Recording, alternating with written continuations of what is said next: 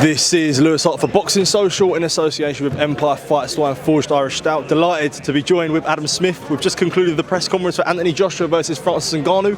I suppose 2024 is kicked off massively. What did you make of that press conference out there? Well, first of all, it was a great end to 2023, wasn't it, with the Day of Reckoning? And Saudi's the place to be at the moment. It's a huge heavyweight feast, and after what Francis Ngannou managed to do against Tyson Fury, it was obvious he was going to get another big fight. With Wilder not performing against Joe Parker, this is the obvious one to make. It's a big entertaining clash, a collision of big punches, and I for one can't wait to see what happens. Is Ngannou, is he going to build on the confidence he got from the outstanding performance on his debut against Tyson Fury, or is AJ going to continue, as I believe he will, with this sort of reconnaissance, the rebuilding under Ben Davidson? I think he's found a good trainer there in Ben, and I think there's going to be a big year ahead for AJ, but he's got to get past Ngannou, and Ngannou brings all the power, as we know.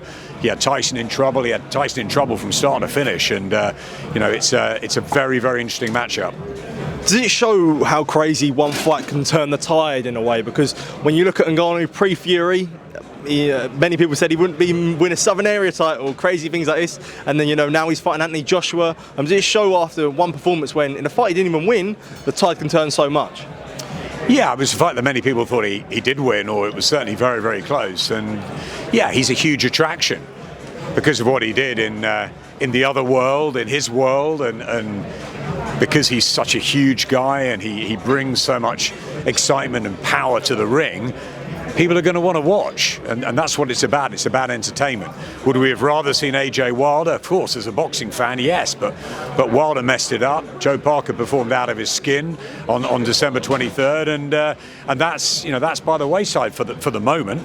So Turkey's come in, and he's produced a monster attraction in its place, and we're all going to be watching.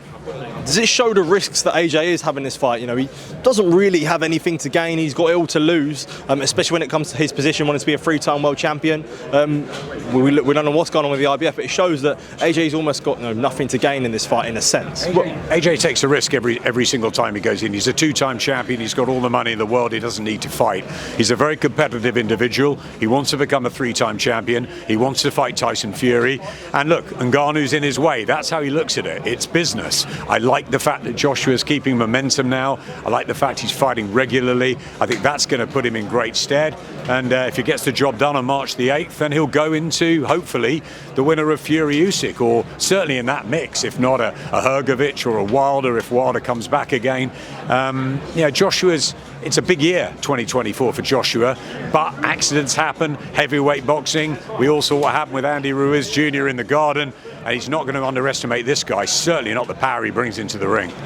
Do you understand frustrations when it comes to other heavyweight contenders where they're begging for the big fights? Guys like Martin Bakole, Hrgovic, Cavall, people like that, where they want the big fights, they want to be involved, but then you have a guy who's had no professional boxing experience skipping the queue in a way. I feel, obviously, for the Bakoles, the Hrgovic's, the Dubois. Well, Dubois got on the last show. There's a lot of fighters that could have fought Anthony Joshua, of course, but you've got to remember, this is about attracting the casual fan too. It's about entertainment, and this is going to put a lot of bums on seats, this fight. A lot of people are going to be watching it because of they're Adonises. Look at the two of them. They're sculpted, aren't they? And it's a collision. They're calling it knockout chaos, and you expect a knockout to happen, and that's what it's all about, really, for the casual fans. So yeah, I do get it.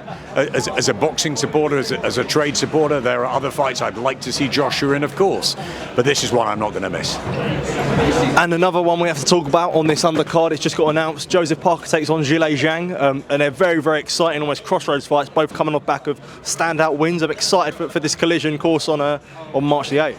Yeah, I like Joe Parker a lot. I think he's done so well in the last year and a half, especially under Andy Lee. He's got great confidence being alongside Tyson Fury, and he kept busy, and look what happened. He managed to perform beautifully against Deontay Wilder. Again, like Joshua was listening to Ben Davison in the corner that night, so was Joe Parker listening to Andy Lee. It was a fantastic performance, and he deserves a big fight. And he's got a big fight. He's got a big guy in Zhilei Zhang, and a tough guy who can really punch, and he's a southpaw, and it's a hard fight again for Joe Parker. That's what he loves, and that's what we love to see. It's a great matchup. Absolutely, Adam. Just want to say thank you for taking time to speak to me. I did also Happy New Year, Merry Christmas. I hope that was all well for you. Did forget that at the start, but I'll bring it in now. And hopefully a very, very successful 2024, mate. Appreciate it. Top man. Thank you. Cheers, mate. Thank you, mate. Cheers.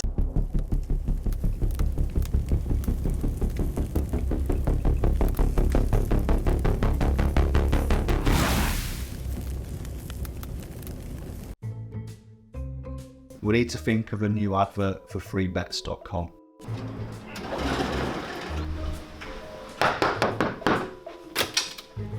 Get your best betting offers from freebets.com. Yeah, that'll do. The following deals are now live.